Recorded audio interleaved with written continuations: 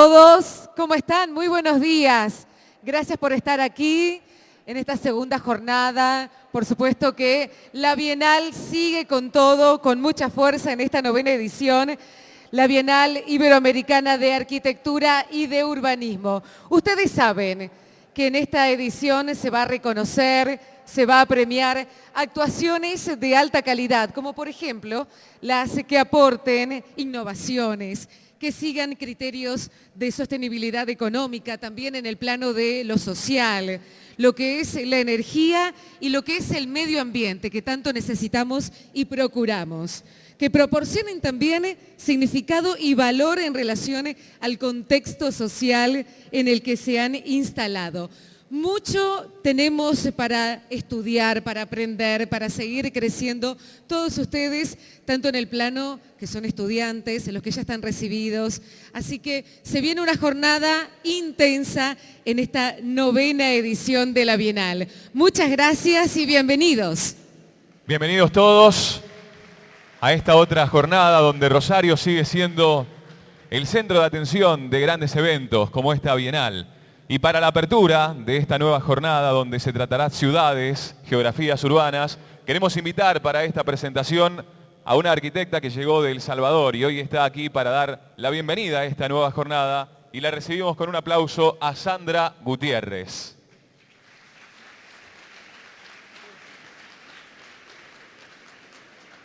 Buenos días, muchas gracias. Wow, la luz realmente es fuerte aquí. Y además entrar así como, no sé, como a este podio que es un poco alto, a mí me encantaría más estar ahí abajo, pero bueno, desde ya les digo buenos días a todos y a todas. Muchas gracias por el espacio, muchas gracias por la invitación, sobre todo porque viniendo de El Salvador y de Centroamérica hasta Rosario es un viaje largo, un viaje apasionante, pero también en el que se empiezan a descubrir muchas nuevas geografías, muchos nuevos rostros, y eso creo que es valioso para Centroamérica porque me lo llevo de regreso, pero ojalá que podamos estrechar esos puentes que nos empezarán a unir más de lo que ya tenemos construido hasta el momento. Bueno, el día de hoy hay un programa largo como el de ayer. Esperaríamos que podamos ir con unos ritmos más de acuerdo a la cantidad de presentaciones que hay y eventos a lo largo del día, porque todos son valiosos, todos son muy importantes y seguramente nos interesan a todo el público que está acá presente. Además, también tenemos conversatorios, hay presentaciones de libros, van a estar las conferencias y pues la gente que va a desfilar por este escenario el día de hoy nos va a aportar una serie de... Perdonen si yo me hago para acá, pero es que esa luz es tremenda. Nos va a aportar una serie de visiones en este día en particular sobre la ciudad que nos van a complementar lo que hicimos y lo que recibimos el día de ayer. Esas reflexiones vendrán más tarde. En este momento lo importante es que yo les presente a un ser espectacular, que por cierto me di cuenta anoche mismo que tenía que presentar.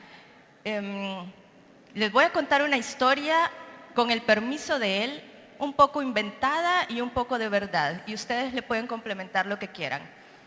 Anoche me dijeron que lo tenía que presentar y yo no tenía idea quién era. Y me dije, está por allá, ve a hablar con él y él te dirá quién es y qué hace. Y yo lo vi y dije, bueno, voy, pero igual en el trayecto hasta verlo, empecé yo misma a preguntarme qué era. Y le vi una cara fantástica de aprendiz de hechicero. Esa era la cara que le vi. Dije, después me enteré que es arquitecto, no sé, pero igual todos los arquitectos somos y arquitectas somos aprendices de hechiceros. Pero él tenía cara de aprendiz de hechicero. Y llego, le pregunto, ¿y usted qué hace? Y me dice, pues yo, invéntatelo tú. Fantástico, ¿qué les parece? Entonces dije, bueno, está bien, yo me lo invento, usted es un aprendiz de hechicero. Así es que el día de hoy comenzamos nuestras conferencias con un aprendiz de hechicero. Este aprendiz de hechicero descubrí yo misma anoche que se llama Elías Torres Tur. ¿Sí? Probablemente muchos de ustedes lo conozcan. Tiene pues una cantidad de obra fenomenal. Y me dijeron también anoche, pues tú ya lo conoces, debes de conocer su obra. Y yo, no, pues, yo no sé, no, nunca he visto nada de él, pero segurísimo que lo conoces. Bueno, está bien. Empecé a buscar un poco la obra de este caballero aprendiz de hechicero y resulta que sí conocía una, dos, tres. Les cuento la historia de una que conozco en Toledo, en la ciudad de Toledo, para una Semana Santa de Toledo, que es un evento de hechiceros, como es él. Hay una escalinata, no sé si ustedes tienen en mente la ciudad de Toledo, hay una escalinata mágica que sube hasta la ciudad, la citadela antigua de Toledo, donde suben y bajan los turistas y las peregrinaciones y todo lo que sucede en esa semana. Yo la vi desde lejos cuando llegué a Toledo de noche y tenía una luz fantástica, era como un rayo. Está la montaña de la ciudad de Toledo y al pie de la ciudad este rayo fenomenal. Y a mí me pareció que era un volcán, porque yo vengo de tierra de volcanes. Entonces dije, bueno, esto es un proyecto fantástico. Y me entero que el hechicero que les va a hablar ha hecho este proyecto. Además, si ustedes buscan en su página, hay otra serie de proyectos fenomenales, entre, claro, todos los que nos gustan a nosotros, espacio público, dibujos de edificios y qué sé yo. Pero hay una serie de proyectos que se llaman proyectos efímeros, que solo los hechiceros pueden hacer. Y esos proyectos son fenomenales porque nos invitan a pensar de una forma diferente, a soñar, que es algo que a nosotros nos va muy bien. Entre esos tiene, por ejemplo, una serie de monstruos que observan el paisaje, o tiene folies, espacios de locura que solamente los hechiceros pueden hacer. Y bueno, sin más, yo los dejo con el hechicero de esta mañana, Elías Torres.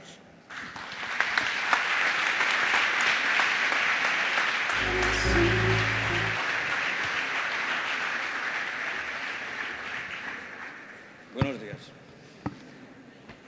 Siento decirles que todos los que están en la parte central son los que ven peor la pantalla, porque las pantallas buenas son las de al lado, a pesar de que tienen neblina. El color final de las imágenes que se presentan es entre las pantallas laterales, que son demasiado suaves, y esta, que es demasiado rabiosa. Como el texto que había escrito, que es un texto de hace 10 años, para un premio de arquitectura islámica organizada por el Aga Khan, a mí me parece que es una manera muy poco respetuosa para el público cuando quien escribe un texto y mientras lo está leyendo el público, el mismo autor va leyéndolo en la pantalla. Me parece que es mucho más respetuoso que quien pueda que lo lea desde el público. Como yo no quiero leer el mío, le he pedido a Sandra Gutiérrez que lea, son 2 paginitas. En el fondo es una solicitud que tuvimos del grupo del jurado. Había 2 filósofos y nos pedían de algún modo que explicáramos lo que era la arquitectura para nosotros. No tiene la pretensión de ser una definición, sino tan solo una pequeña guía de lo que yo creí hace 10 años, que todavía creo que sigue siendo todavía bueno, no sé si de valor, pero al menos me representa. O sea que si por favor, Sandra, después de la lectura, que es corto, ya presentaré los trabajos que vienen después. Bueno, para el Aga Khan Islamic Architectural Award, las 3 condiciones que la arquitectura debe cumplir: utilitas, uso; firmitas, resistencia, durabilidad; estabilidad; y venustas, belleza, Vitruvio. La número 2, arquitectura, el arte de proyectar y construir edificios. Una definición del Diccionario de la Real Academia de la Lengua Española. La tercera, la primera función del arte es extrañar, romper los hábitos de la percepción y volver lo viejo nuevo. Un escritor argentino que ustedes conocen muy bien, César Aira. Y la cuarta, no despreciéis, eso no lo puedo pronunciar en español, no despreciéis el poder de la fealdad, porque es la puerta de la estupidez, y esta, a su vez, lo es de la maldad.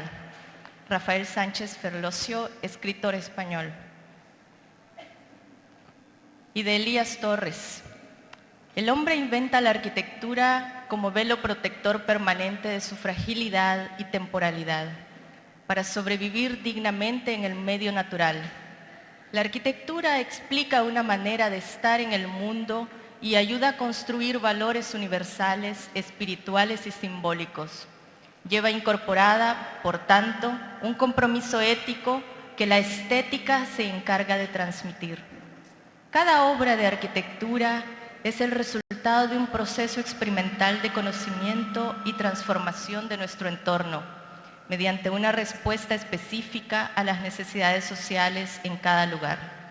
El arquitecto debe construir y proyectar con responsabilidad, generosidad, sentido de la justicia y del equilibrio, evitar lo innecesario, con flexibilidad, independencia, arriesgando y retando a lo desconocido, con el deseo de cambiar y mejorar. El arquitecto debe tener la sensibilidad necesaria para entender los lugares, su cultura, interpretar las opciones que se le presentan y conocer las disciplinas de la arquitectura. Ir a la búsqueda de la inspiración para provocar esos imprescindibles e imprevisibles momentos de emoción, de luz y de comprensión, sin olvidar añadir unas gotas de ironía para no tomarse a uno mismo demasiado en serio y hacerle un guiño al sentido trágico de la vida.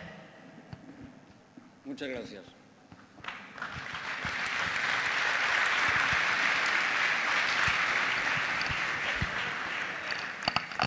No hace falta aplaudir.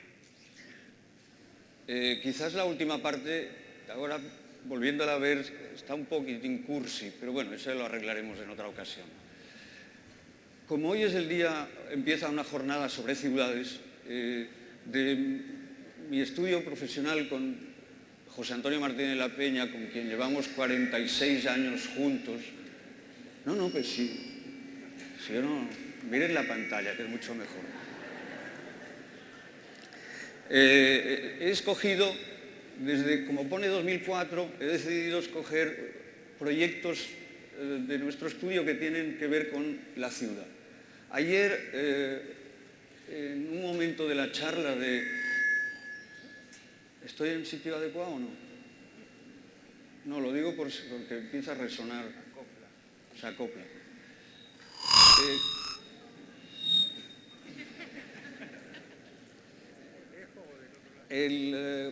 Pablo Ereñú ayer estuvo, aquí funciona, Pablo Ereñú estuvo planteando un tema importantísimo que es ese modo de estar de la arquitectura en los lugares. Habló de los propios edificios, pero habló sobre todo del espacio público. Las ciudades en el fondo sirven para la construcción de la ciudadanía, y la ciudadanía, independientemente del uso de los edificios y de su presencia, porque son los lugares que nos acogen, su modo de estar en los lugares construyen lo que es el territorio donde nos comunicamos, donde protestamos, donde nos juntamos, donde paseamos, donde jugamos, que es el espacio público. La construcción del espacio público es imprescindible para la construcción de este mundo en el que nosotros nos relacionamos. Por lo tanto, lo que voy a presentar son trabajos que tienen que ver con este tema. Unas veces más tenues, otros más evidentes, y son, bueno, ya que el público es joven, la mayoría, hay muchos estudiantes, hay arquitectos muy jóvenes, y a mí me parece que en todo caso, si tienen algún interés este tipo de jornadas, es para ser pedagógicas y en todo caso oír ejemplos, escuchar o ver cómo se plantean estos problemas por gente que lleva más años en el trabajo. Vamos a empezar. Yo Es que no sé dónde meterme. Esto es un trabajo que se terminó en el 2004, es un espacio en la ciudad de Barcelona de 10 hectáreas, estamos hablando de 100.000 metros cuadrados. Esto es el plano de la ciudad de Barcelona propuesto por un ingeniero, no sé dónde, ¿qué hago? No me muevo, atrás. Yo qué sé dónde me tengo que poner. Fue un concurso, es un trabajo para la ciudad de Barcelona, y ahí se ve el plano de 1859 en el que se ven las 900 y pico de manzanas que propone este ingeniero y que realmente se han construido. Con una particularidad, no marca, bueno, no se ve el... Bueno, como es una pantalla de LEDs, el pointer no funciona. Hay una raya que cruza en diagonal, que es la avenida Diagonal. Las otras dos que cruzan a la izquierda y a la derecha, el plano está orientado de manera que se pueda leer en un papel horizontal, pero en realidad la diagonal que va de la derecha hacia abajo, hacia la izquierda, es la avenida Meridiana, que es exactamente norte-sur.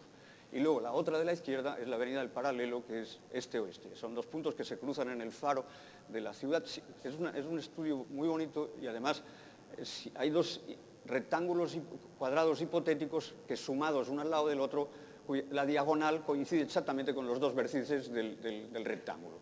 Y la diagonal termina en un lugar a la derecha frente al mar, donde hay este parque dibujado que nunca se realizó.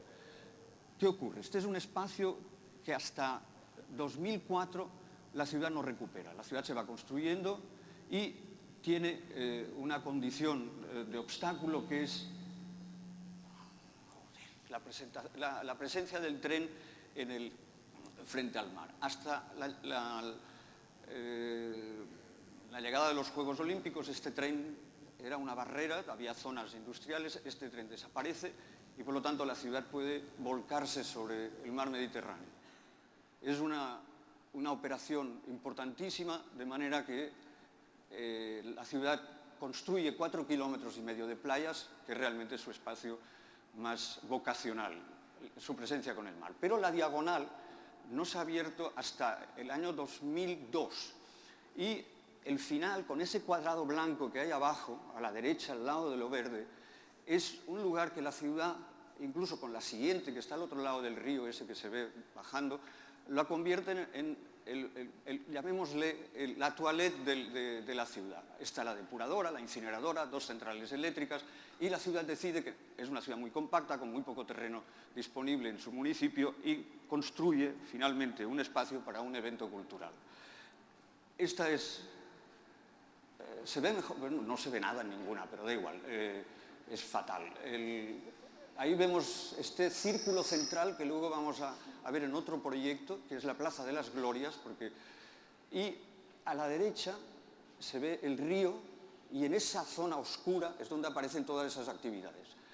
La diagonal todavía en el 95 estaba por abrir, pero ya está, se ven las playas, no puedo marcar dónde está la Villa Olímpica porque está justo delante del segundo arco de la playa, y además se ve un pequeño cordón que es un recorrido circular de 50 kilómetros sin semáforos alrededor de la ciudad.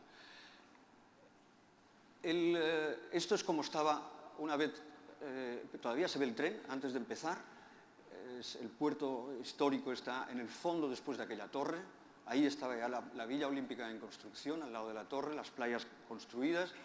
Esto era la diagonal antes de abrirse, se ve un edificio en zigzag que estaba allí antes de su apertura porque no se creía que esta diagonal se iba a abrir, y a la derecha vemos la incineradora, a la izquierda, a la derecha del todo la incineradora, perdón, la central eléctrica, la incineradora, y después al lado de estos dos rotondas de la línea, realmente no poder apuntar, es que...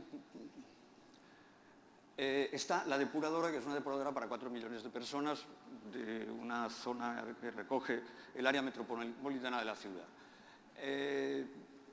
el siguiente paso es ya la suma de una serie de concursos que se producen en toda esta zona y en la que, es que, si me... No puedo apuntar, tengo que describirlo y eso añade tiempo innecesario. Una marina nueva, un puerto, que es esta figura en Z, al lado hay una especie lo de la izquierda, al lado del canal que baja un poco inclinado hacia el agua, está la depuradora. Es un edificio existente y en renovación en el mismo momento que se está produciendo la construcción de todo este espacio. Hay un edificio triangular que es de Herzog y de Merón, al lado hay otro de José Luis Mateo. Había como 14 proyectos que nosotros teníamos de algún modo que permitir que no fueran individuales y romper las fronteras entre todos ellos para evitar estos guetos individuales de cada uno de los autores. Por lo tanto, nuestro trabajo se convirtió en una especie de mayonesa que permitía unir todos los trozos de la ensalada en la que se había convertido la cantidad de trabajos que tenían que desarrollarse todos a la vez. No, pero si no es un problema de que alcance, es que sobre la pantalla de LEDs no hay manera. Yo me voy a acercar ahora a ver si funciona.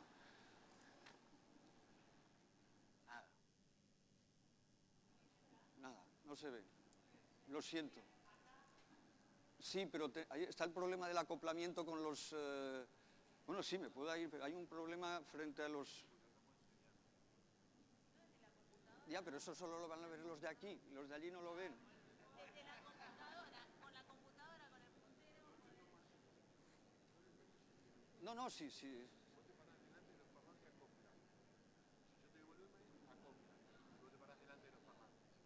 Ya por eso, no, pero yo no me voy a poner delante de los plantantes. No, es que estoy...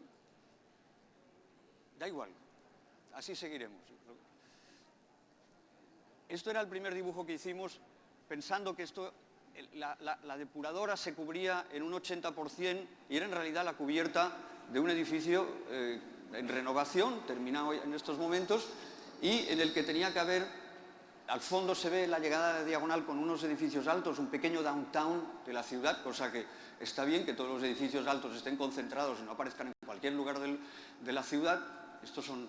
De esa manera se evita esa especulación y esa negociación en la que los terrenos y solares de la ciudad siempre terminan siendo entre la política y los constructores o los especuladores, llamémosle como queramos. Una de las condiciones, ahí todas esas cosas que se ven encima eran salidas de humos, etcétera, etcétera. Y lo de la derecha era una pérgola fotovoltaica que en principio tenía que ser de 30.000 metros cuadrados y ha terminado de 10.000. Esta mano, en realidad, era la parte de la izquierda que queda como vacía, era el... ¿Quién puede aguantar esto? Es que se me acopla, me da miedo, luego os lo pido. Es una mano que en el fondo es la manera en cómo la diagonal llega al mar. Y son montones de tentativas. Lo de la derecha al final es un pavimento de asfalto de 5 colores que, bueno, es un patchwork que además tiene la ventaja, son colores de estándar, no son especiales, y que si se estropea algo y lo tienen que reparar y aparece otra mancha de otro color, pues enriquece el asunto. Estas son las tentativas para poder hacer el proyecto de esta pérgola fotovoltaica, que es como se sabe, tiene que estar inclinada a 35 grados y hacia el sur para poder ser lo más eficaz posible. Esta finalmente, el downtown arriba y con una característica, ahora lo veremos, ahí se ve la pérgola de 10.000 metros cuadrados repartida entre 2 zonas.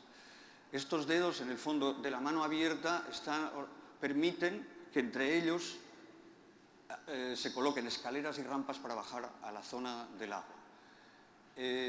Incluso ahí se ve el teatro de Herzog y de Merón, el asfalto pasaba por debajo.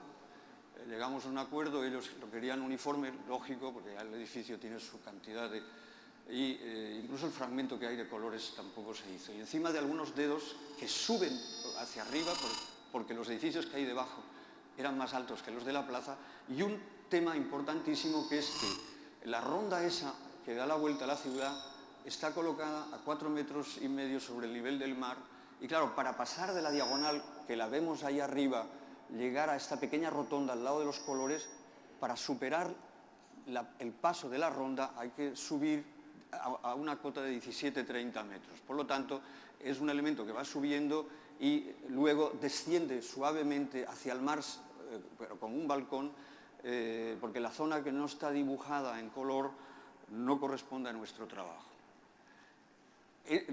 Lo más importante de este conjunto son las infraestructuras que hay ocultas. O sea, el espacio público muchas veces nos creemos que es solo el elemento ornamental, que por supuesto lo es desde el punto de vista del uso ciudadano, pero la influencia de todo lo que sucede debajo es básico para que estos espacios realmente reflejen y permitan que lo que hay en el subsuelo pueda convivir con lo que hay en la superficie. Desde la depuradora, desde zonas... es bastante complejo, pero lo digo porque me parece que son estos diálogos imprescindibles entre ingenieros y arquitectos para poder realizar esta conversación en un final muy positivo.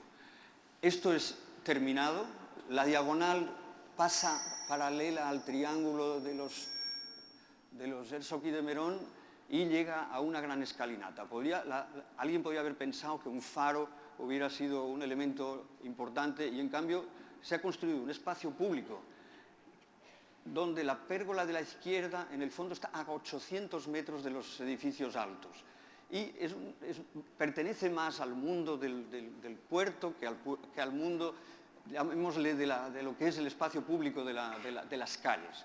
Es un espacio con una vocación a veces vacío, está magnífico, entrar en una catedral es fantástico cuando está vacía, pero también es fantástico verla llena. Y aquí se suceden eventos desde música, etc. Esto para los dedos, estamos hablando de un espacio grande, debajo de los cuales a la derecha está la depuradora, al fondo se ven las chimeneas de otra central eléctrica en el otro municipio después del río, y una de las secciones más importantes es esta escalinata que permite estar moviéndose en la superficie central de los dedos y a la vez y no tener el obstáculo visual de la barandilla. Es como un jajá de los jardines o parques ingleses del siglo XVIII y que permite poder moverse en la parte baja con la barandilla o el protector a 1,10 metros y a la vez poderse mover con esa... Ahí se ve cómo se construía en estas piezas. En la gran escalinata pues hay unas barandillas que llevan incorporada la luz, prefabricadas de hormigón. Hay otros elementos como una chimenea de 20 metros en la que están incorporados todos los elementos de información, de la producción de energía, la posición del norte, que siempre es muy difícil de saber dónde está el norte en las ciudades porque normalmente no hay indicadores, el viento, etcétera, etcétera. Este es el espacio vacío, incluso el de la derecha sin terminar, con la pieza del fondo, y aquí es donde se producen estos eventos. Ahora está cerrado con unas vallas, da igual, otras pérgolas para poder proteger los bares eventuales, de algún modo recogerlas y que no se dispersen las actividades que hay en ellos. Esta cubierta que está sostenida sobre columnas que se apoyan directamente sobre las columnas de abajo de la propia depuradora, llevan incorporado pues esta techumbre casi como de fábrica, tienen 10 metros de alto y ahí vemos la construcción de la última pérgola montada sobre el último dedo. Es como si la ciudad terminara en el mar bajo un palio civil. Fue una obra importante. La viga que va a aguantarlas tiene 120 metros de largo, 4 metros de altura, es metálica por supuesto.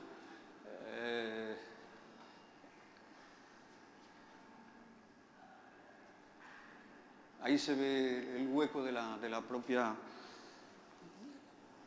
Y esto es en construcción.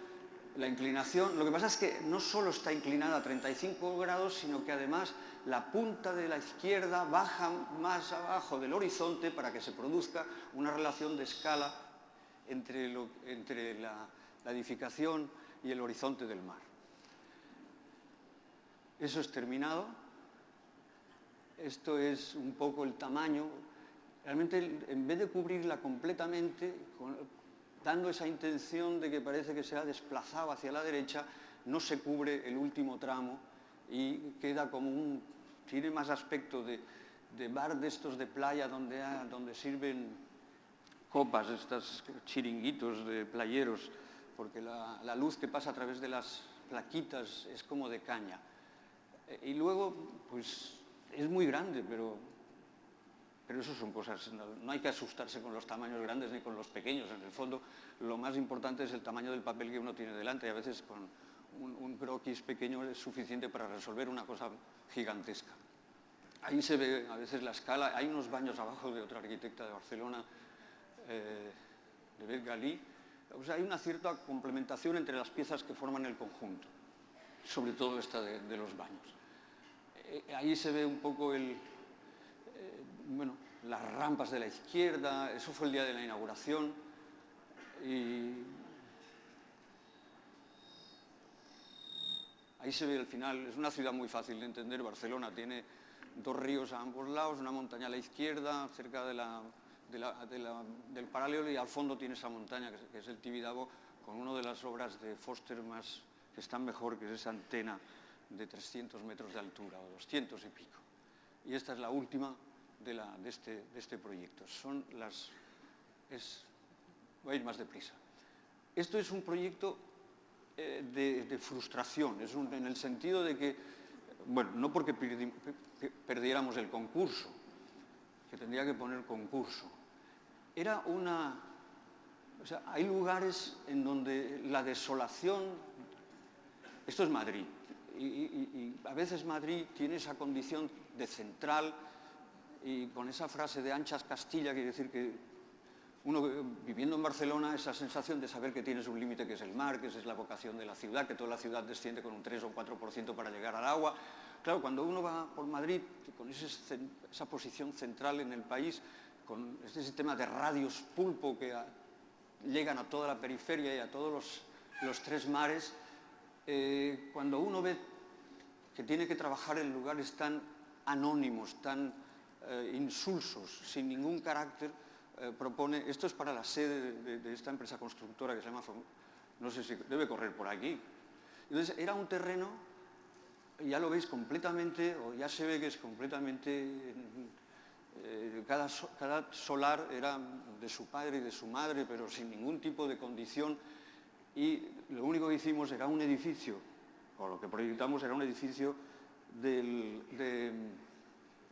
que no ocupaba toda la volumetría del solar porque no hacía falta, por lo tanto solo ocupaba una tercera parte del volumen, y se nos ocurrió hacer lo siguiente, que es proyectar dos edificios con dos manos dentro de una jaula que envolvía un jardín con los servicios en los dos extremos, y bueno, pues de esa manera el volumen el espacio público que se podía generar, como era solo en las veredas alrededor, era la única cosa que podía tener algo de público. Consideramos que el interior tenía que sustituir.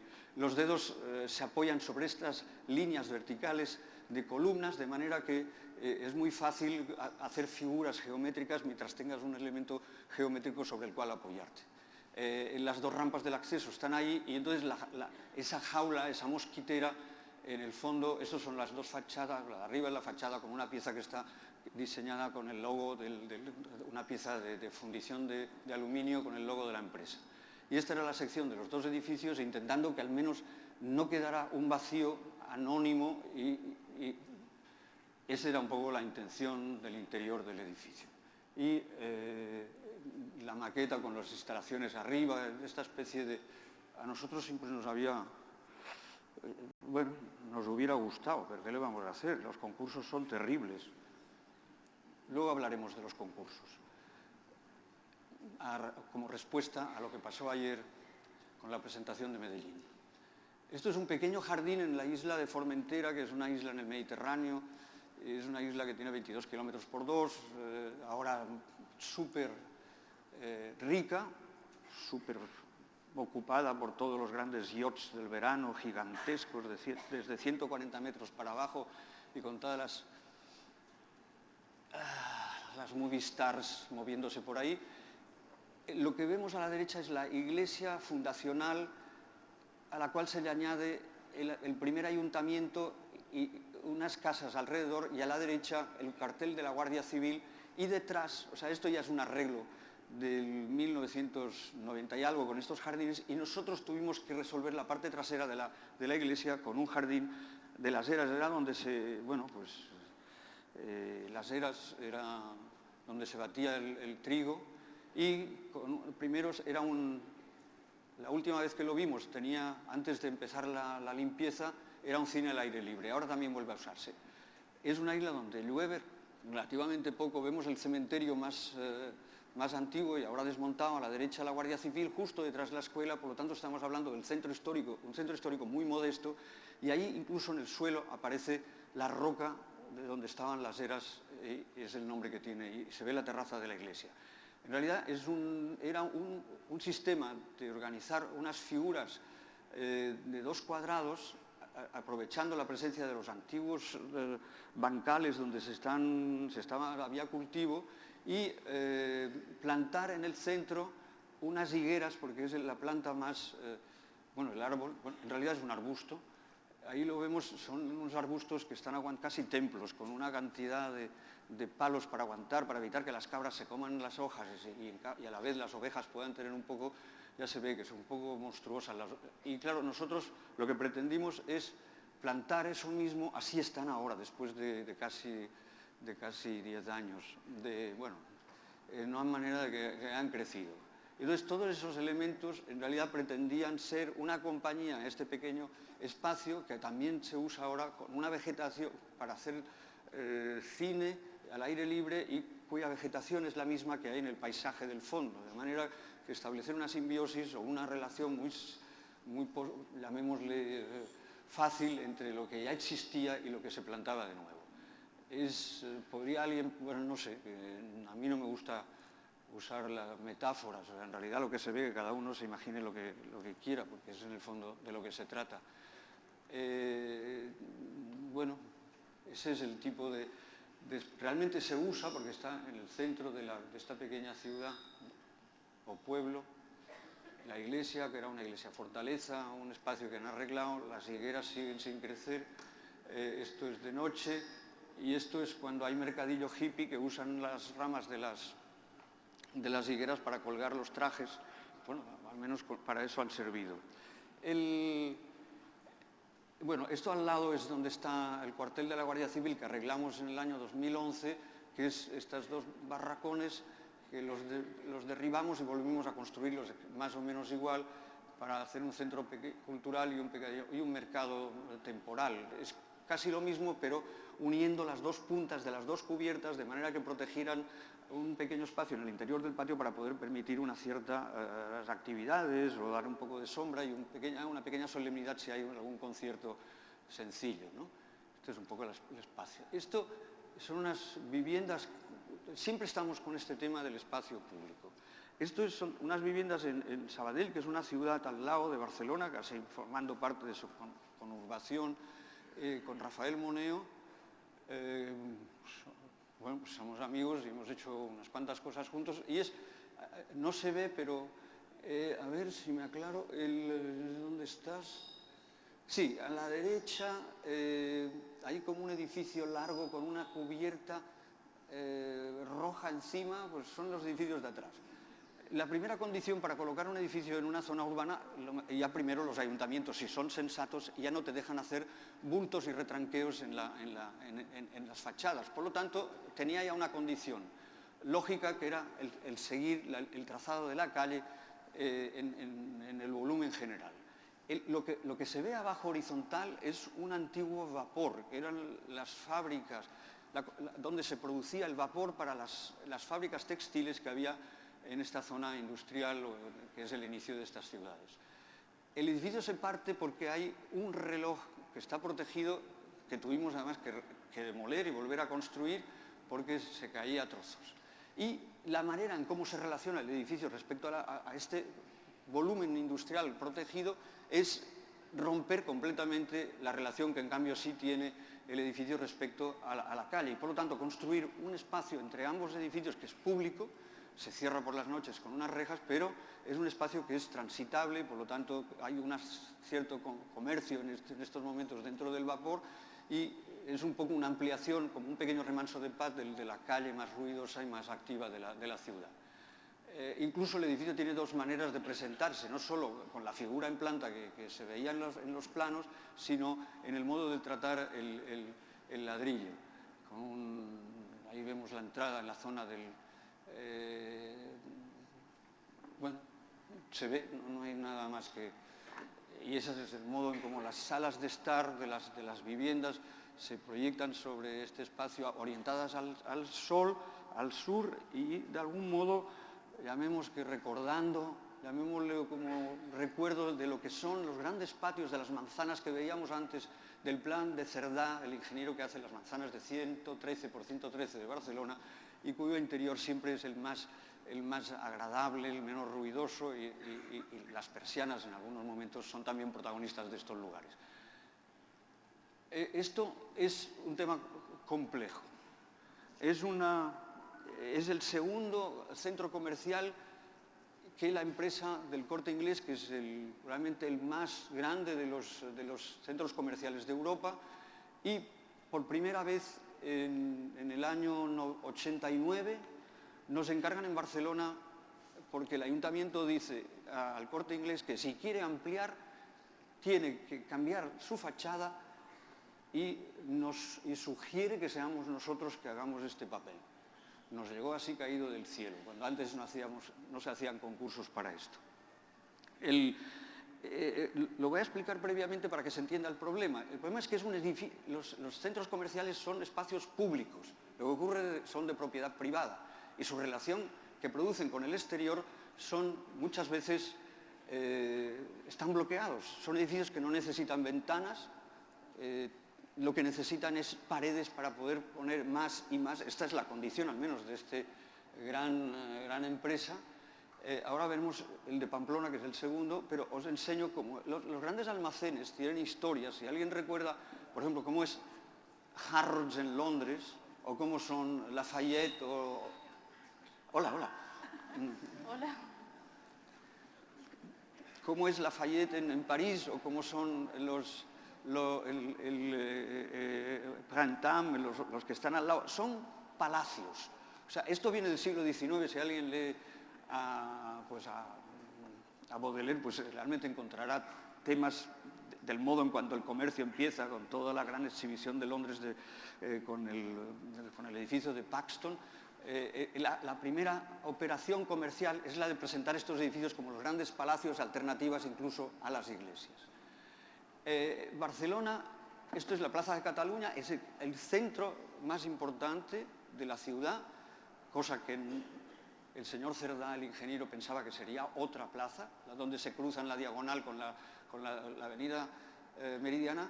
Son edificios que tienen las mismas plantas que los de al lado, pero en cambio, como tienen necesidad de tener mayor altura, las ciudades les permiten su presencia, le permiten aumentar la altura final y superan siempre la altura de los edificios de al lado. Esas son estas cosas perversas que tienen los edificios. Ya, cuando nosotros intervenimos el edificio estaba así, todo lo que hacían era con el mismo granito de Galicia, el más barato, bueno, pero el más barato, o sea, controlaban y siguen controlando al céntimo. Ese tenía ventanas en la esquina, pero estaban todas bloqueadas por dentro porque, claro, necesitaban espacio. No les interesa tener que ver nada. Arriba estaba la cafetería, que sigue estando ahí, y la parte de la derecha, mientras estábamos haciendo el proyecto, la compró para ampliarlo. Total que se ha hecho un trasto ahí en medio de la ciudad. Nosotros, bueno, ya se ve el edificio de la Telefónica, a la izquierda hay dos edificios también con torre, como con campanarios, que no son campanarios, pero para darle esa presencia... nos volvimos locos. Estuvimos 6 meses intentando encontrar la solución de las fachadas. Y nosotros, dale con el palacio y a ver si encontramos... Ahí se ven cosas, se ven ahí las...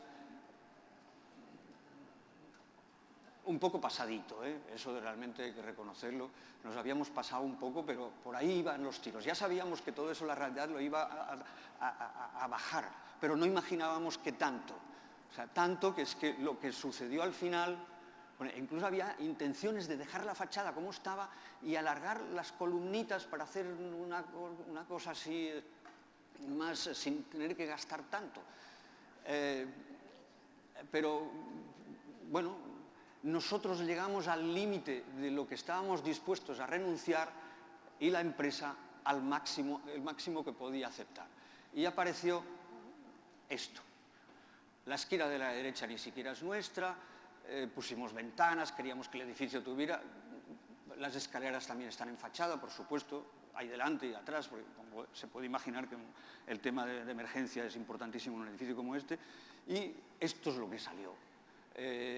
Ahora, lo que ocurrió es que los meses que tardamos en intentar encontrar la solución, en la parte de atrás, la parte de la redonda de la izquierda no es nuestra, a pesar de que está hecho con el mismo granito, que no es gris, sino que escogimos un color más parecido a los edificios de la ciudad, con una piedra que está construida, la mayoría de ellos. Ahí se ven los campanarios de los edificios que rodean la plaza, y lo de atrás, que en realidad es una cortina donde están las instalaciones, otras escaleras de emergencia. Pues, no sé, un día mi socio aparece y dice, tenemos que hacer esto. Vale, porque era lo más sencillo.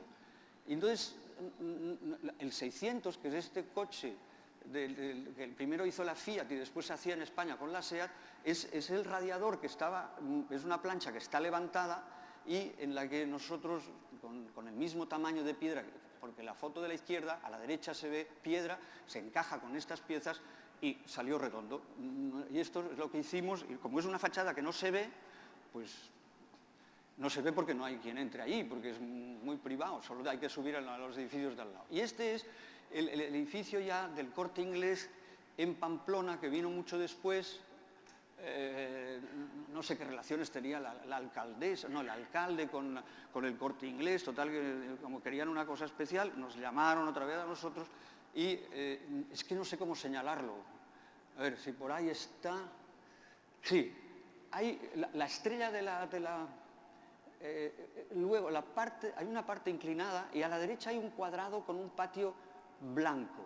Pues el edificio de encima es el Corte Inglés y enfrente hay un espacio gigantesco donde está el Palacio de Congresos, que también habíamos concursado y nos lo liquidaron, y bueno, es un edificio igual que los demás, con esa condición de ceguera, donde la acción sobre la ciudad es poquísima, y ya decidimos olvidarnos de los palacios, que aquí además no tenía ningún sentido, porque la Plaza de Cataluña en Barcelona sí la tenía, y entonces solo arreglamos un poquito los volúmenes de la parte superior, y esto es como es la planta de este edificio, en la cual nosotros no tenemos... Bueno, sí, arreglamos un poco las puertas y también las salidas de emergencia para que etcétera, etcétera. Todo lo demás prácticamente venía dado. Hacíamos trajes. Y en este caso volvimos a la solución metálica, pero con unas persianas de fundición de aluminio que las escaleras que están en las esquinas dejan abiertas, fijadas por supuesto, las piezas. Este es el edificio y el espacio que hay delante, que es un espacio en el que no podíamos hacer más que dejar que apareciera el edificio. Y bueno, ya se ve, está hinchado de altura para poder permitir pues, estas alturas necesarias del interior de las plantas, porque hay que imaginar el aire acondicionado que necesitan, alturas en un gran almacén con esos espacios abiertos de 500 metros, con un techo bajo, no hay quien esté. Y eso es lo que permiten las ciudades. Ahí se ven las esquinas con esas persianas abiertas, pero fijas, de fundición de aluminio, que ahí se ven de esa manera, sin tener que recurrir a la misma solución de Barcelona. Se ve, por ejemplo, el granito típico de su empresa, lo volvimos a utilizar en el Zócalo, abujardando, le escribimos el nombre, las letras, el Corte Inglés, van inclinándose para dejar paso a las puertas de emergencia, para que cuando abrir no le den en la cara a ningún transeúnte. Y bueno, claro, como tiene este rayado, terminaron llamándole el rallador de queso. No sé si siguen llamándole así, pero bueno. Esto es una consulta que nos hizo la Dirección de Patrimonio Artístico del Gobierno de Cataluña. La directora general nos pidió que diéramos nuestra opinión, porque habíamos trabajado desde hace años en este mundo inesperado de los edificios históricos, en un periodo extraordinario de nuestro país, en el momento más entusiasta después de la llegada de la democracia, pues había ganas, incluso ignorancia para tratar el tema de los monumentos, y hubo un trabajo extraordinario de dos arquitectos, uno fallecido, Manuel de las Casas y Dionisio Hernández Gil, que repartieron entre 100 estudios de todo el país los mejores monumentos para que con presupuestos muy pequeños se pudieran hacer intervenciones de gente que no había trabajado en su vida en el tema monumental. Salieron cosas extraordinarias, yo creo que por la frescura, por las ganas y precisamente porque había poco dinero. Y entonces, a raíz de esto, hemos seguido haciendo trabajos de este tipo, y a raíz nos vino esta consulta porque este es el río Ebro, el puente, un poco más arriba, en el centro, está la catedral, una catedral gótica de estilo catalán, porque es un gótico muy sobrio, no tiene nada que ver con las catedrales centroeuropeas, francesas sobre todo, con tanta filigrana, muy sobria. Y con una manía que hay en general de mucha urbanista apoyando a los alcaldes, que es que los monumentos se tienen que despejar. Claro, si alguien recuerda la Catedral de Notre Dame en París, en realidad se ha quedado como un bibelot ahí, porque cuando Napoleón III le encarga a Haussmann despejar la ciudad medieval para construir las grandes avenidas, ayudado por Alphonse Alphand, el jardinero, construyen lo que nosotros vemos ahora, que son edificios aislados, y esto le queda a la gente que lo que hay que hacer es enseñar la pieza, la joya de la corona a todo el mundo. Y dices, pero oiga, estos edificios aparecen porque están dentro, de esa manera, porque están dentro de tejidos urbanos muy densos, muy compactos, y no hay que eliminar. Por ejemplo, el ábside, ya hay edificios eliminados. Y el ayuntamiento lo que quería era eliminar los edificios, o quiere todavía eliminar los edificios de enfrente, para que la catedral se vea desde el río. Es una catedral que, por supuesto, las fachadas es lo último que se construye. En este caso es una fachada no terminada, pero con una fachada neoclásica. Como está en una calle muy estrecha, las columnas que forman ahora lo veremos, son muy gordas, de manera que el perfil perpendicular que uno tiene cuando en escorzo ve mucho el relieve de lo que es el edificio. Había montones de ceremonias que se producían en esta calle estrecha, porque al final las costumbres se adaptan a las circunstancias del espacio público. Entonces, el deseo era este. Lo que hay ahora es lo de arriba. Lo que aparecería si se viera desde el río es lo de en medio. Y eso es la catedral terminada, que es, bueno, espero que no se les ocurra. Pero realmente dices, oiga, pero ¿por qué exponer una cosa que está pensada solo por enseñar? Es de un exhibicionismo ridículo. Entonces, intentamos convencer con este encargo al ayuntamiento, probando pues, maneras de hacer el espacio abierto delante, porque ellos derribaban, ¿cómo lo ocupamos? ¿Qué hacemos? Hicimos montones de maquetas, no sé, fuimos con 3 cajas al ayuntamiento y venga a enseñar, y en una segunda opción, bueno, esto era, a nosotros no nos convencía, pero estábamos intentando seguir los pasos que decía el ayuntamiento, hasta que vimos que había una posibilidad. Por ejemplo, esto es San Ignacio en Roma, y intentamos decir, bueno, pues dejemos al menos un pequeño espacio delante, pues y las casas se conservan, que se rehabiliten, y de ese modo conservamos un poco todo lo que hay. Pero tampoco. Finalmente empezamos a decir, vamos a dejarle una máscara que permita tener el espacio delante, pero que no se vea desde el río. Y era derribar las casas, hacer un pasaje, una plaza a la altura de la base de la catedral, o un poco más abajo, y poder pasar hasta el paseo del río. Y entonces íbamos haciendo, por supuesto que eran intenciones, lo digo porque es que la construcción de este espacio era básico para la conservación de una cierta intimidad del edificio respecto al entorno en el que había estado históricamente.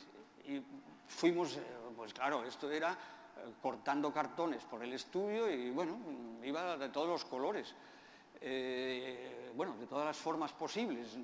Eran solamente las intenciones de un trabajo. Y bueno, aquí terminamos, no hubo manera. Total, que hicieron un concurso, al que por supuesto no nos presentamos, y por ahora ha terminado así. Es bestia, ¿eh? Joder. Dices, para esto, joder, dejemos la ruina, ya se caerá sola. Da igual, fuera. Esto es un trabajo también de la adecentación de un espacio público central en la ciudad de Sevilla. Es una... se ve ahí como una especie... Esto es el río Guadalquivir, como no puedo señalar la plaza de toros que está ahí abajo, redondita, al lado del cuarto puente, pero más arriba hay como una lengüeta verde, verdosa, que es la Alameda de Hércules.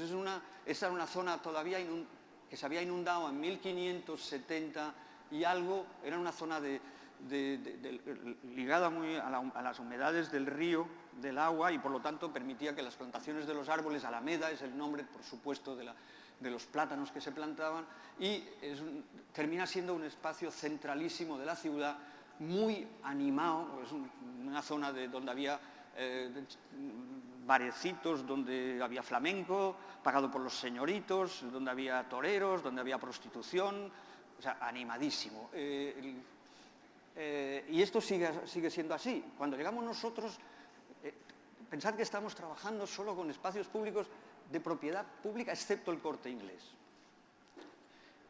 Había una comisión que se llamaba La Alameda que te gusta, que ya según uno puede imaginar, eran 30 y pico de personas representantes de un grupo de 2000 y pico. O sea que era aquello que tenías que estar todo el día discutiendo, y claro, como se encadenaron antes de que llegáramos a los árboles para que no se derribaran, unos árboles que se han ido cayendo porque estaban fatal, y el agujero del medio estaba previsto para el metro y finalmente se ha tapado. Entonces se han conservado algunos árboles. Es un espacio que tiene como 4 hectáreas, son 40.000 metros cuadrados. En las esquinas, esto es lo que existía, era un aparcadero. Los árboles ya se ve que están un poco viejecitos. Los kioscos tenían 2 años cuando llegamos, o sea, era una construcción neorromántica, muy patosilla, y no pudimos derribarlos. Habíamos propuesto, ya no estaban en funcionamiento. El suelo era de albero, que es esta tierra de color dorado, sevillana, de canteras sevillanas, de la arena que se usa en las plazas de toros, pero sobre todo en la de Sevilla. Y entonces no había manera de decirles que no podía ser, que es como polvo, que en verano, cuando está seco hay mucho polvo y en invierno es fango. Total, al final los convencimos de colocar un adoquín del mismo color y de esa manera hacer vivible este espacio al cual la vida esa de alrededor, de los bares y de lo que va pasando, va incorporando otra vez lo perdido a lo largo de su historia. Los kioscos que construimos después para un kiosco de flores, otros periódicos, eran kioscos, se ve abajo, como unos triángulos para que no hubiera una trasera, de manera que las puntas no tuvieran un fondo trasero a las casas que rodean la Alameda. Arriba se plantaron 400 árboles, etc. Y unas pérgolas así un poco brutillas, brutas en el sentido de que son gordotas. Y esto es una vez terminado, hay 3 fuentes, 2 columnas en la parte, se llama de Hércules porque las 2 primeras columnas son 2 columnas de un templo romano sobre las cuales está Julio César y la figura de Hércules, y estas se plantan en 1575, luego en 1800, no sé qué, se plantan las del otro extremo, que ya llevan, ya no me acuerdo, sí, una figura que representa España y la otra a Sevilla. Y parece que no se ha hecho nada. Es verdad que a veces hay espacios que con pasar la escoba o barrer un poco, ¿no? Barrer o darle un fregadillo, pues ya reviven. En realidad que hay mucho más. O sea, las columnas estaban casi tapadas. Cambiamos la topografía con esas piezas de adoquín que permiten todo el trabajo que uno quiera en cambios de nivel. casi terminando la obra, llegó un regalo de alguien, ya no me acuerdo de quién, con un reloj de 3 caras. Entonces hay que colocarlo. Claro, ¿cómo vamos a poner un reloj sobre un pedestal vertical? Total, que era lógico que tenía que ser inclinado. Luego todo tiene este color de albero o de hepatitis suave, ese color amarillento. Las juntas entre las piezas dejan crecer la hierba. Cuando llueve mucho, porque a veces llueve mucho en Sevilla, y todo tiene ese color, o tenía, porque claro, ahora no tenían que pasar coches, no tenían que pasar más que autobuses. Nuestro país también es muy caótico. Luego había 2 maestras fantásticas, 2 señoras estupendas de, yo no sé, 60 años, que eran encantadoras, y nos decían, pero no vamos a tener fuente. Yo les decía, sí señoras, cuando quieran, que tienen que ser azules y blancas. Y bueno, pues sí señoras, porque son las fuentes que hay en la ciudad. Total, que las fuentes, en vez de convertirlas, las fuentes tienen una gran desventaja cuando no funcionan, son muy tristes. Siempre ves aquellos agujeros donde no hay agua, llenas de fango, la gente tirando monedas, estas cosas. Es un pequeño basurero o un cenicero colectivo. Total, que decidimos que las fuentes en realidad formaban parte del mismo pavimento, del mismo tamaño de los adoquines, pero con unos azulejos de grés antideslizantes, y donde el agua sale así como si fuera de reventón. Y ahí se ven los banquitos, las pérgolas, etcétera, etcétera, etcétera. Esa es la fuente del otro extremo, con los escudos de España y Sevilla. Y esto está pintado con el ordenador, cosa que yo no sé hacerlo funcionar más que para escribir, pero cuando me enseñan el instrumento de cómo hacerlo, salieron así. Por eso tienen esa cosa de brocha gorda. Esto es privado, pero está en un lugar súper público. Perdón, me había olvidado. Es que ya no me acuerdo, porque no sé por cuántos llevamos. ¿Cómo estamos de tiempo? Jefes. Así, pues rápido. Es un hotel que se construyó para la Expo de 2008 en Zaragoza, al lado del río Ebro otra vez. Hay un puente a la izquierda. La zona de arriba es toda donde estaba la Expo, que es en estos momentos un desastre. Efectivamente es un espacio ahora casi abandonado, lo mismo que le ha pasado a la Expo de Sevilla.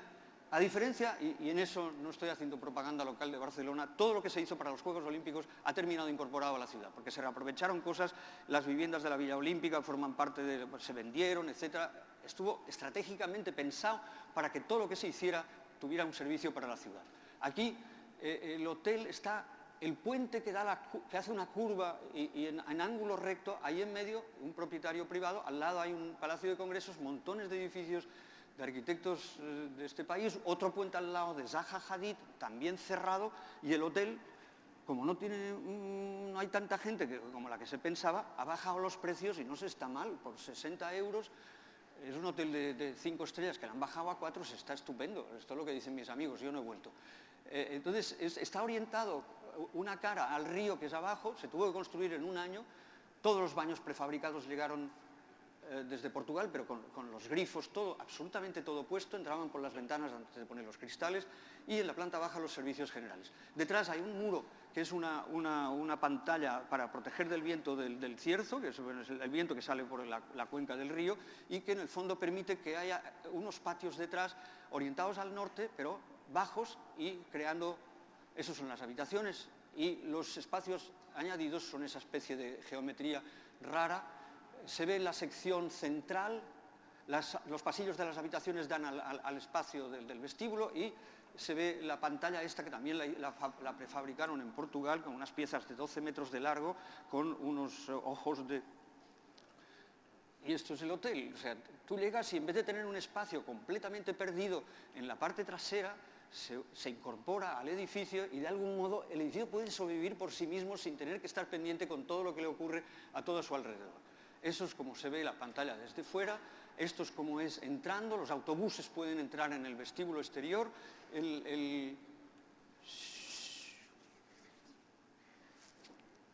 Esto es el patio donde están los salones de bodas, congresos, bautizos y fiestas.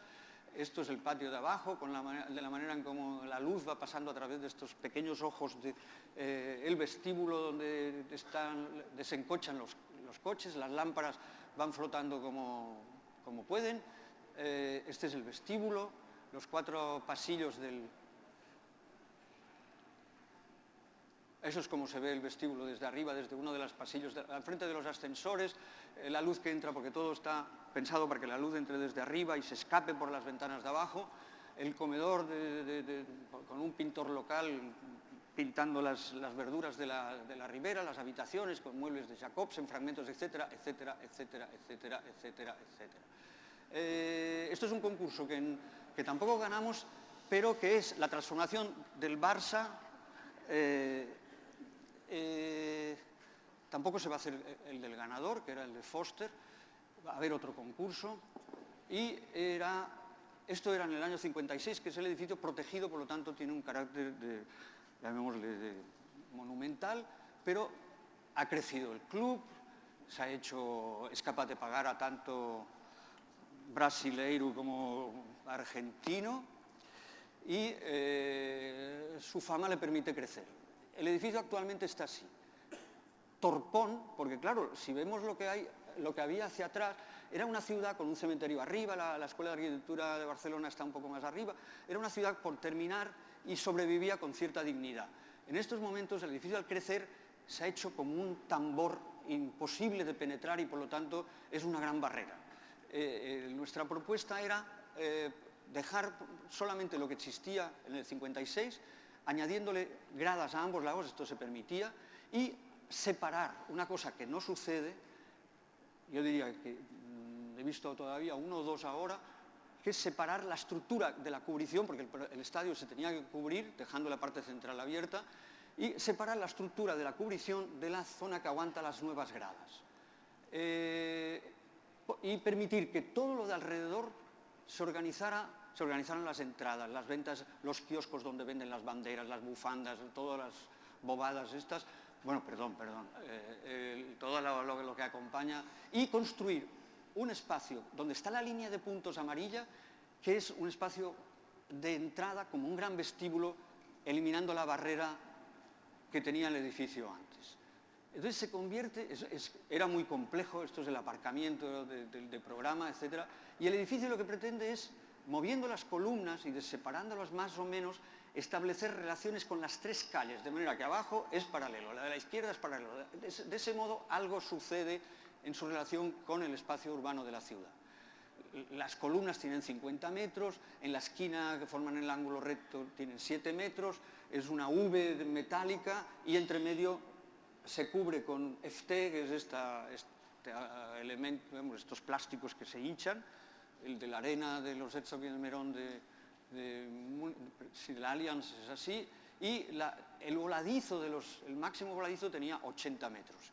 Teníamos unos buenos ingenieros que nos confirmaron, y ahí se ve el tamaño de la gente, es esa cosa negrita que hay abajo, y se producía esta especie de tapa, como esa olla, pero transparente, en la que lo que queríamos era esto, que el ruido de la ciudad entrara en el estadio y el estadio soltara a través de estas columnas del templo los ruidos internos de los goles. Cuando hay goles del Barça realmente se paran las clases en la escuela. Y quedaba este templo, ¿no?, esta pequeña jaula urbana, intentando que todo se transparentara, etcétera. Esto fuera, esto lo paso, estamos fuera.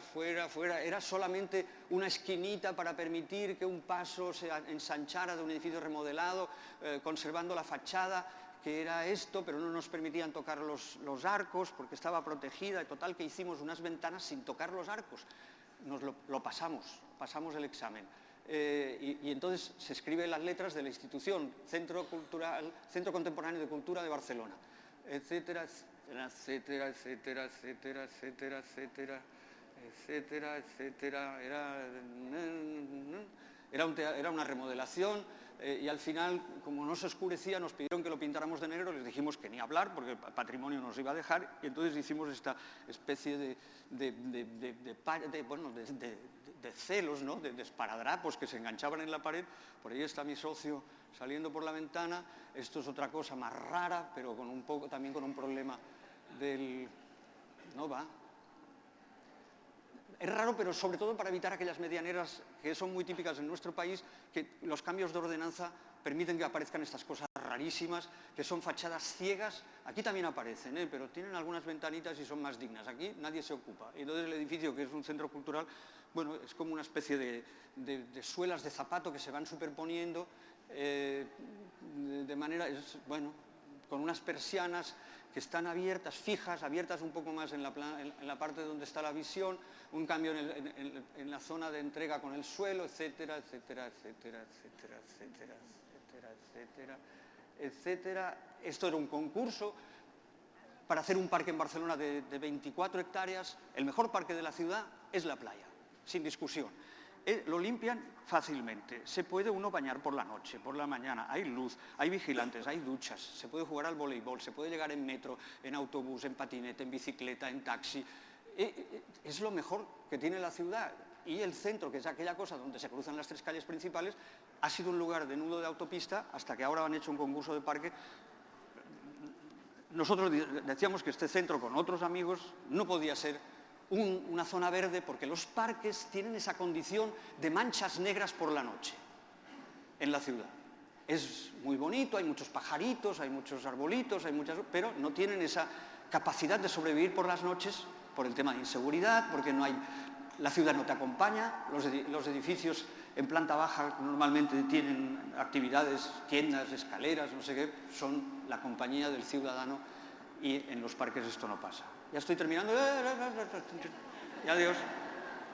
Y entonces proponíamos, cumpliendo con las normas del parque,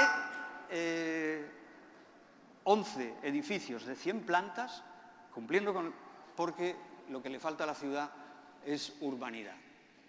Y yo quería enseñar para el Ministerio de Fomento el último proyecto, que es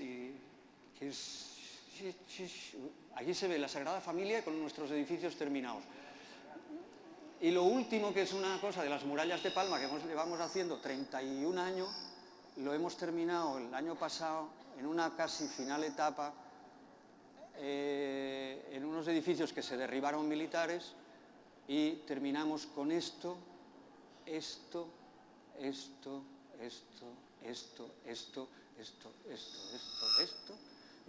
gracias, lo siento.